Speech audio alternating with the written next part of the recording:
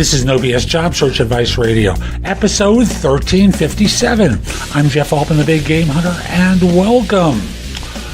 Welcome to Sunday. And recently I've started doing some of the interviews are in the archives of my other job search show, which is called Job Search Radio. You can subscribe to that, but generally what those shows are about a week to 2 week delays of this podcast. So you don't really need to subscribe to that one if you subscribe to this one. Now, today's show is an interview that I did with Mary Elizabeth Bradford about 4 years ago, talking about the difference between executive search and non-executive search. Hope you find this helpful. It's about a 30-minute interview that we originally recorded over phone lines, so the audio quality is not as perfect as my normal shows, but the information actually is very good. So again, Mary Elizabeth Bradford and I talk about executive search. Now, if you're interested in my coaching you, there's information at the end of the show about that, but I'll just simply say the simplest way to contact me about coaching is to reach out to me through LinkedIn at linkedin.com/IN/the Big Game Hunter. Mention that you're listening to this show. I just like knowing I'm helping folks. Once connected, message me that you're interested in a free discovery call. We'll set up a time to get acquainted. Now, let's get going. On Job Search Radio, I like to spend about a half hour of time talking with experts in different aspects of job search. And today my guest is Mary Elizabeth Bradford, an author, speaker, and award-winning career services industry expert known as the Career Artisan. We've got the Big Game Hunter, and now we have the Career Artisan. She has 17 years of experience observing job search coaching and marketing, as well as branding documents for mid to senior level job seekers. Mary Elizabeth, welcome to Job Search Radio. Great to have you on. Oh, thank you so much, Jeff, for having me, and hello to everybody out there. My pleasure. Mary Elizabeth, we're going to be talking about executive job search, and by that I'm going to define that as job search for executives. What's the difference between a job search for an executive and how it needs to be constructed versus one for lack of a better term, for a civilian, a non-executive? Well, there's obviously many similarities, but the difference is the target market would be one of them. If you look at numbers, for example, from the Bureau of Labor Statistics, there's about between 300,000 and 400,000 six-figure jobs that are filled every month in the United States. So, respectively, when you start to get up around $300,000 a year executives, you're looking at, maybe there's 150,000 of those jobs. So their market is tighter, it's smaller, and so inevitably the job search takes longer. Also, I think for top executives, for people that are entry-level, mid-level, there's certain networking techniques that are going to work really well for them. And a top executive, the global vice president of a Fortune 500 company or a CFO or a CMO or a CEO, they can't really call up everybody they know and Aunt Mabel and say, hey, do you know anybody that's hiring? So there's a lot of job search techniques that aren't going to work for them. So what happens is, at least in my experience, and maybe you've seen this too, Jeff, is that executives will go out there to the market and maybe their strategy initially is something like, well, let me put my resume together, or somebody sort of pings them and says, hey, I've got this position. A recruiter calls them, do you have your resume ready? And maybe they go out there sort of stealth-like, contact a couple of recruiters, maybe talk to a few of their friends over a game of golf. It's limited, in other words, because really, I think, they sort of don't know what to do. Maybe they join ExecuNet or NetShare or the latter's executives, and they start looking at six-figure job boards, which in and of itself is really limiting, because that is if you look at most of those jobs, $200,000, $300,000, $400,000, $500,000 a year jobs, there's only 5% or 3% that are ever going to make it to any job board. So you've got 99% of the executives jumping on 3% of the job. So those are some of the differences. There's a couple of the problems that executives have to face and struggle with in today's executive job market. So, Mary Elizabeth, let's first define what it is as an executive we're going to be speaking about. Is it going to be the over $200,000 person, the over $300,000, just so the audience has an idea of what we're going to be talking about? Well, I think Where's the more by job title? Yeah, I'll defer to you on that one in terms of your listening audience. But in my mind, when we're talking about executives at this level, it's senior vice presidents, it's C-level executives, it's people that are making over a couple $100,000 a year. Those are usually the executives that I end up working with, and really they're multi-six and seven-figure executives, not to limit them. Some of them are over $1 million a year in salary or compensation. And that's how I would define it as well. But again, the audience doesn't know that we happen to have the same definition. So I just want to make sure for them. So when I think of an executive starting a job search, I start thinking of, when people are considering a change, it's probably too late, that the preparation for a job search should be continuous throughout their career. Accumulating data about what they've done professionally, keeping a resume up to date, and not just pulling it out when there's a professional crisis that occurs. Is that your thinking as well? Well, certainly we can all do things a little smarter. Whether we're an executive job seeker or a business owner of a small business, but I think there are performance management and leadership development type strategies that executives can use that are pretty easy. Once you create a simple system, it's pretty easy to keep that wheel rolling. And what will happen when executives do that is hopefully to accelerate their results and just give themselves some leverage in the market. And would you like me to go over a few of those points on that topic? Absolutely. Okay. I think having it doesn't necessarily need to be an updated resume, but I do find that if you're over $150,000, $200,000, $300,000, it is going to behoove you to develop a professional resume, because professional certified resume writers, and I'm speaking of the top 3 or 5% writers, the award-winning writers that are creating these really beautiful leadership resume documents, and I would say modestly I'm in that category. Those documents are not only tightly written documents that tell the executive story, but they're laid out in such a way that the eye draws down through the document and basically gets all of the primary information that is going to give the reader a good baseline of perspective at the cursory glance. And that means metrics in terms of size and scope. There's a big difference between an executive that runs $20 million P&L or, $500 million P&L, or teams to 40, or teams to 450.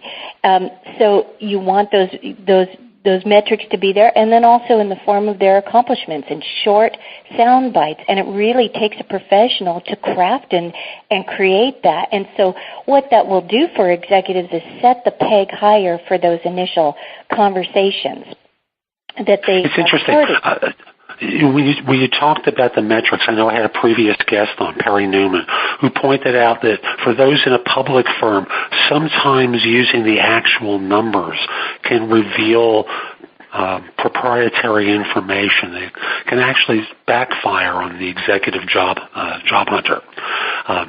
So I think the way he suggested was using percentages rather than the actual number to compensate for that. But you're absolutely right. A quality resume done by an expert I can always recognize, professionally done resume versus one that the individual did themselves. Mm-hmm. Well, let me speak to that point, because I think that that's important. I don't agree with that statement on its face, because there are variables and details, public versus private companies. Some companies are really private. I work with executives that have top secret clearances, and we have to be able to talk about projects in a way that doesn't reveal things that are top secret information. But there's ways to get around some of those figures. First of all, I don't believe in overexposing my clients, so I don't put resumes up on Chief Monster or tell my clients to. Secondly, if you're giving a resume in an interview, then the idea is that that is a confidential conversation. So if you say that you drove revenue to $25 million within 12 months and you turned around this major division, hopefully that would be okay to say. If that's top secret information, then I've said things in the past like in excess of 20 million, or things that are more approximations. And I think it's very important to give the reader that baseline of perspective, because otherwise, how do I know what I'm reading? If I get a document and I see that the person is multi-million-dollar sales, or it's so vague and generalized, then I'm going to get frustrated when I'm reading that document and set it aside. And you do not want frustration to be the emotion that someone connects with you at the first meeting, so to speak. So, yes, exactly I think true. You want excitement to be the idea. And you want clear communication, clear communication, too. So when I think of what most job hunters do, they contact recruiters, they go to the job boards, they do certain types of networking, and they promote themselves on LinkedIn pretty aggressively. And for the executive job hunter, that's not the right strategy, of course. We've spoken about resumes so far, and I know we could do a show purely on executive resumes, but I want to give folks an overview of different types of strategies for an executive job search that will be helpful to them. So, assuming that they have a great resume available, what sort of things should they be doing in order to put themselves in the position to win their next opportunity? Sure. Well, I always say no matter what kind of professional you are and what level you're at, there's three things that everybody needs to really be successful, in my opinion, and that is a clear focus of direction. So no generalizing, no passive receivership of, I'm just going to look around and I know it when I see it, because the market really isn't supporting that type of initiative, that passive initiative, if you will, in today's market. So a good focus of direction, good marketing collateral, offline and online. And I've had executives opt out of LinkedIn. I've had executives use LinkedIn with a lot of success. And there's one way that I really love executives to use LinkedIn, and we can talk about that in a minute if you like. Absolutely. And then the third thing is, the right job search strategy. So we were talking initially about things that executives could do to sort of give themselves long-term leverage. LinkedIn is definitely one of them if you grow your network strategically, because if you're connected to top individuals in your market of choice, then when people are searching for people like you, you're coming up in their search results. So there's a way to strategically manipulate LinkedIn and leverage LinkedIn to your benefit. Other things that can be done for long-term leverage are things like thought leadership, developing yourself as somebody who with a little bit higher visibility, whether it's in media, whether it's through trade journals, keynote speaking, through associations, to cherry pick, because executives are busy, of course, their involvement and then make themselves available in that market that they want additional exposure in. And this can bring up additional opportunities, create a wider network of people, places, opportunities, and resources for the executives that creates that pull. Because, again, executives have trouble with the pushing their information out there. So this creates more of a magnetic pull. And that's a strategy that I always encourage, particularly with executives. I remember years ago a friend of mine being a VP in risk management for a bank in New York. And I remember the strategy that we adopted was him going on the speaking tour and writing. Suddenly he's getting contacts from the executive search firms. Suddenly the calls are coming in from competing institutions, and he winds up changing jobs to another bank for a promotion and a substantial increase, continues in the thought leadership path and the speaker's path, winds up as a partner with one of the large consulting firms. And, it's a great approach for an executive to take. Exactly. And I had just in that, the media alone, when I first was published through our top association in our industry is Career Directors International. So if someone's vetting job search coaches or resume writers, you want to make sure, at least again, my opinion, that they have some type of certifications from Career Directors International. So my first couple articles in there were found by a business journal, and then that was found by Forbes and MSN, and I don't remember who else. But, I started getting major media inclusion just from that start years ago through my association. It works really and it worked for you, and it will work for an executive in any number of industries as well. Absolutely. There are many marketing techniques I use in my own business that I also suggest for my executive clients. So in terms of job search, we're in agreement that the traditional online job board should be best left for the civilian population, maybe. LinkedIn has to be used strategically. And when you were talking about the strategic use of LinkedIn, you mentioned before that you encourage executives to connect with individuals at an appropriate level for them. Are there other types of strategies for LinkedIn that you coach people to use? Oh, yeah. I develop information products on how to use LinkedIn to find jobs because there's a lot of little tricks and tactics that really aren't hard, that once you learn them, LinkedIn can really be a powerhouse of opportunity for you. So, yes, absolutely. I think that's another call. Can you mention one of them, perhaps? Well, sure. For example, I'll use my husband for an example. He's a wine executive. He decided a couple years ago, and this was without my help, on his own. He says, my LinkedIn profile is really weak, and I want to go ahead and, beef up my network. And so I suggested several groups for him to join. So it's basically you can do a simple group search: wine executives, vintners, private equity firms maybe that invest in wineries or something in their portfolio. There's all types of private equity firms with different types of portfolios, So he got all those, and then he people up, different suppliers, different distributors, different, vintners, even Robert Parker. And he just started inviting them. Hey, we're a member of such and such wine group together. Or, hey, I work for Republic. Do you know of anybody? Or would you like to connect with me?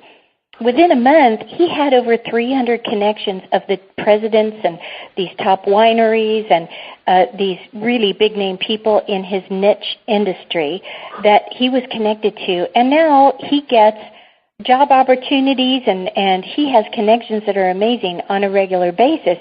And, I think with LinkedIn it's really tempting to think, but, I don't know these people, or I only get on LinkedIn once a month. But it's sort of that power of familiarity, if you will. And I'll use this example, and you'll appreciate this, Jeff. There's a recruiter who's a wine recruiter. He only works in the wine industry. And every time my husband logs onto LinkedIn, this guy, and he's like, his name is Bill Black. Bill Black. He always has, every single time I log in and I see everybody's updates, he always has a new job opening available, and he's the first name I see is the first thing I see. So executives, for example, maybe they attend a conference, or they are speaking somewhere, or they just wrote an article. Well, why not once a month do an activity broadcast and say, here's a picture of me and Bill and Melinda Gates at TED Talks last week in such and such, and there's a picture. it's amazing how powerful these associations are, how it can sort of confirm and help support and accelerate thought leadership in a particular direction. And I will get on the phone with my executive clients periodically. They'll hire me. We'll just go through thought leadership tips and marketing strategies for an entire 50-minute session of things that they can do to accelerate their career in a particular direction. And it's amazing how easy they are, and it's amazing how powerful they are. And it's amazing how few people utilize them. And they can use that to their advantage, too. Absolutely. This is Jeff Altman, and you're listening to Job Search Radio on webtalkradio.net. We'll be back in a moment with more from Mary Elizabeth Bradford, but I first want to offer my Job Search Insider tip, which, for anyone who's interviewing, there's a tendency that when people interview, that they're unhappy about something, and unfortunately it may leak out during the course of interviews.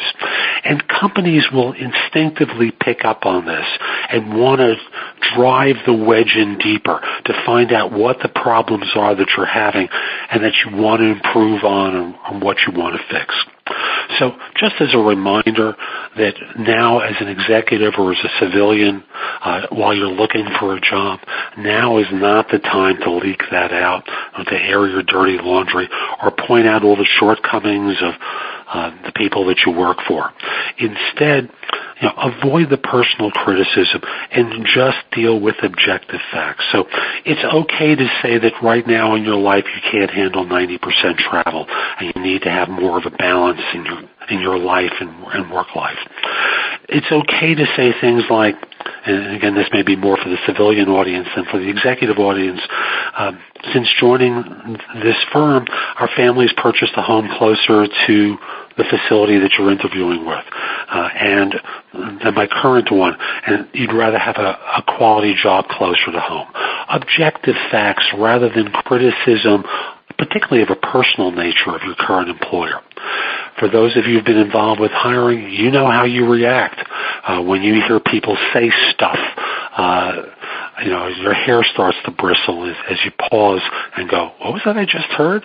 And suddenly there's doubt about the caliber of that individual and whether or not at some point they'll be saying stuff like that about you. So avoid the personal criticism, stick with objective facts, and that's probably the easiest way to respond to why you're looking for another position.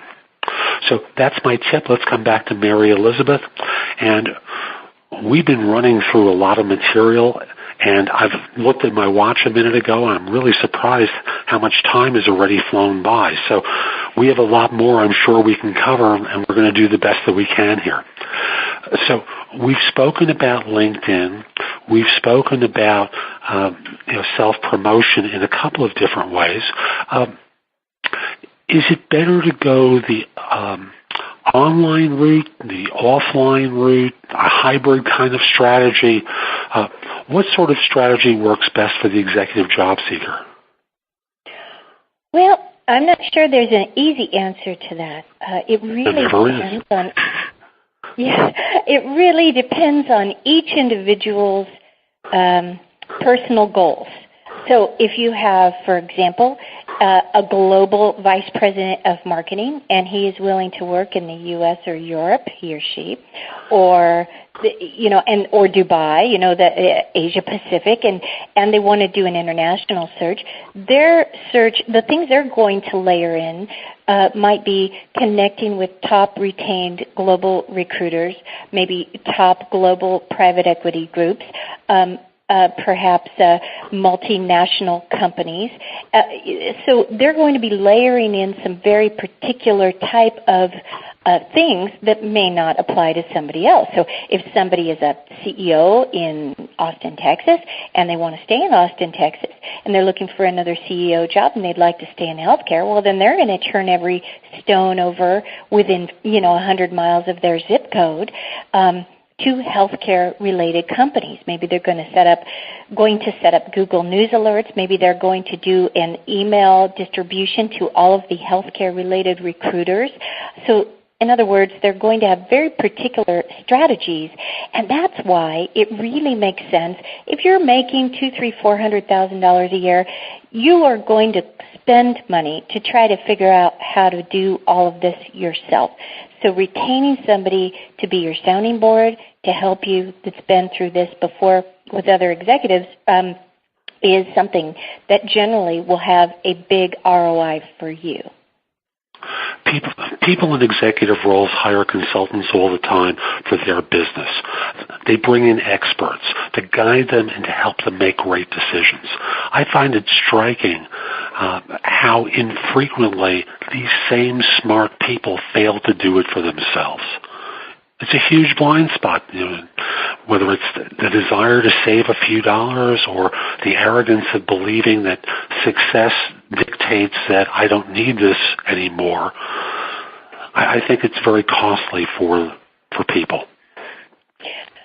Most of the executives that called me, it's clicked for them. They understand that today's leadership resumes, today's career transition is not maybe what it was 20, 30 years ago, and that they need educating. I'm going way back there. But, or they might have questions like, how do I get into management consulting? Or I'd like to be an interim CEO. How do I get with a consulting firm or with a private equity group that maybe could bring somebody like me in? Or I'd like to align myself with a startup. How do I get my resume to all the venture capital firms? I'd like to get a couple outside directorships and just work part-time at this stage in my career. And these are all questions that I help my top executives move through and secure what it is that they want. And this is one of those areas where if you get somebody helping you that is competent, you're going to do really well, not only in meeting your goals, but also getting there quicker, easier, and meeting your financial goals and whatever other criteria that you have that you'd like to take care of. The opposite, unfortunately, has a rather dynamic effect, because if an executive goes out there and doesn't get the results that they are anticipating or expecting, it comes as a shock. It's like being dunked in ice water. All of a sudden, this litany of emotions, the frustration, what's wrong with me? It must be age discrimination. What's wrong with my resume? Why don't people want me? The economy's in the tank. And all of these things start getting, I don't know what the heck I'm doing. And that can have a very negative effect. And so many times, if I am speaking with an executive that has any of that in their background of experience, we have to do a recalibration before they move forward, so I can get them back focused on what it is that you want. What do you want to see happen? Let me handle the issue of how you're going to get there. And that is a great relief for executives, and usually it's something where they really, again, can get their money back out of that. So it's just like me or you hiring a business coach. $400 or $700 an hour. Well, I'm not really going to invest that money unless I have figured it out in my mind that I'm going to get $7,000 back or $4,000 back. Unless I get 5, 10, 20 times my money back, there's no reason to invest. So it really is, with this particular market niche, the same principle, because you want to hire the best you can afford. You want that help, and you want it now, and you want it to give you a return. So it really is like a business coach. And people, I must also say, not just at the executive levels, but at other levels as well, also need coaching too. I've found that people go out on interviews and they make horrendous mistakes and they lose opportunities. And like you said, they blame the economy. They blame everyone other than themselves for the mistakes that they make. And as I say so often, people get ahead by being alert to opportunity. Sometimes those are internal, more often than not external. And the skills needed to find a job are very different than the skills needed to do the job. A lot of people, whether executive or civilian, act from the belief that if they can do it, that's good enough to get hired, and it doesn't address the marketing, and it doesn't address all the minutia that goes into a job search. And shows like this one on Job Search Radio can only go so far. You need to work with someone one-on-one, because the skills needed by one executive, not the skills, but the attributes and the refinements needed by one executive can be very different than that of another. So we're doing a general show here, but there are going to be specifics that we can only really cover in working with someone one-on-one. So, Mary Elizabeth, how can someone find out about the work that you do and the kind of services that you provide in coaching? Sure. Well, they can just Google my name or Bing my name. Maybe I shouldn't say Google my name, but anyway, it's like Kleenex. We're starting that. Not Google. I keep telling myself there's many, many search engines. But my website is just my name. Maybe I should start there. MaryElizabethBradford.com. And there's resume samples there. There's information, free information. There's lots of blog posts on 6- and 7-figure executive job search tips and techniques where we can take a deeper dive into it. And if anybody wants to contact me, I make it very easy to find out how to contact me right through my site, and set up a time to chat to explore, their job search needs and what might be helpful for them. You also have a few ebooks that are available as well? I do. I've written some ebooks on some thorny topics that I learned as a recruiter, because I was a past recruiter, you're a present recruiter. Books like phone networking, cold call follow-up, what to say, when we're not hiring right now, or you have to speak to HR, or how to get past the gatekeeper. I have one of my best-selling books on the hidden job market and how to tap into that, going through specific strategies. Another thorny topic, interview follow-up tips, so people don't get that. I had this great interview 3 weeks ago, and I haven't heard back, and I'm pulling my hair out. And I wrote another book called The 21st Century Resume that comes with online templates for entry and mid-level professionals that want to put together a really nice resume and maybe for whatever reason aren't going to hire a professional resume writer to do it.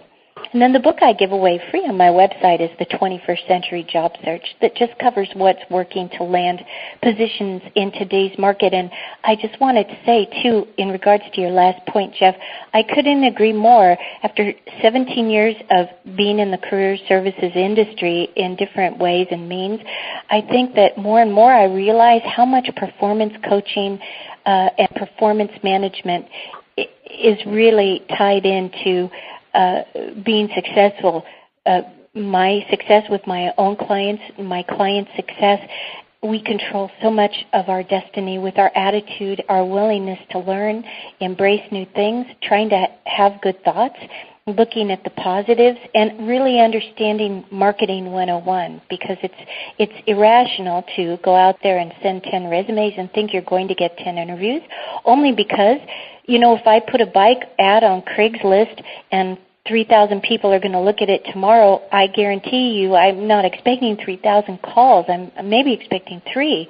So understanding and knowledge and empowerment and having a good attitude and getting expert advice, these are all things that you can do to help yourself, and then, doing the things that the people do that are successful. You got to hustle. You got to be willing to step outside your comfort zone a little bit. And it doesn't have to be a lot, but we all are called to push ourselves a little bit if we want to be the best that we can be, rise to the fullness of our potential. Perfect way to end, Mary Elizabeth. Thank you. So that's today's show. I hope you found it helpful. And if you did, here are a few ways to get even more from me. First of all, visit my website, www.thebiggamehunter.us. I have several thousand blog posts there that you can watch, listen to, or read to help you find your next job. If you want the best of my advice, join JobSearchCoachingHQ.com, where I've curated my information with a focus on interviewing. If you have a few questions, contact me through the Magnify app for iOS. That's Magnify with an I at the end, or PrestoExperts.com, where you can call me. Schedule a specific time with me through chat on Magnify or by connecting with me on LinkedIn at linkedin.com/IN/The Big Game Hunter. Once we're connected on LinkedIn, you can message me about coaching you, speaking with me about a resume or LinkedIn profile critique, help with a salary negotiation, my trusted advisor services, as well as scheduling me for Magnify or for PrestoExperts.com. Like you, I don't work for free. You can also take my classes on Skillshare and become a premium member using the link in the show notes and receive 2 months for free instead of just the one that the site offers. Skillshare offers thousands of courses, not just simply mine. It is a great resource in a variety of different areas.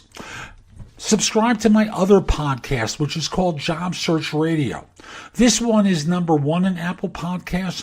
Job Search Radio is number 2. Subscribe to both. You will get great information 7 days a week from this show, 6 days a week from the other. Lastly, I want to encourage you to join my group on Facebook called Career Angles. It's free to the first 500 people who join and is focused on helping you do better at work.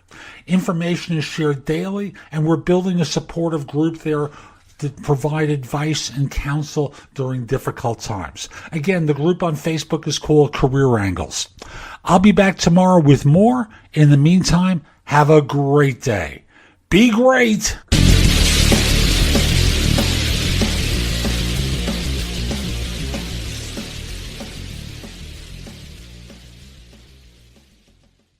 When it comes to your education, there's no need to settle. Get the interactive and purposeful education that you and employers demand from Colorado State University Global Campus. You'll get personalized, career-driven learning created and taught by today's industry leaders. CSU Global was built to help students succeed with affordability, flexibility, and individualized support. It's time to expect better. Find your path to the career you want at csuglobal.edu, where online education isn't another thing we do, it's all we do.